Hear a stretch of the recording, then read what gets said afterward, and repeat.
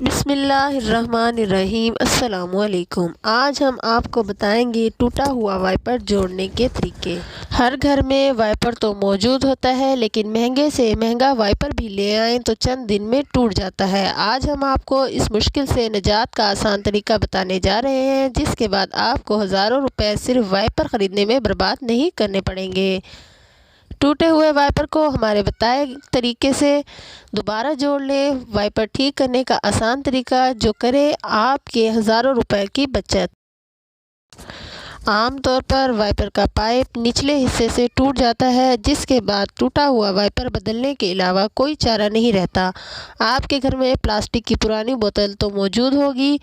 इनका ऊपर का हिस्सा बिल्कुल सीधा काट लें और पाइप के दोनों तरफ फंसा दें। अगर ढीलापन रह जाए तो पाइप के अंदर बोतल का ऊपरी हिस्सा फंसाकर पाइप के ऊपर स्क्रू डालकर टाइट करें।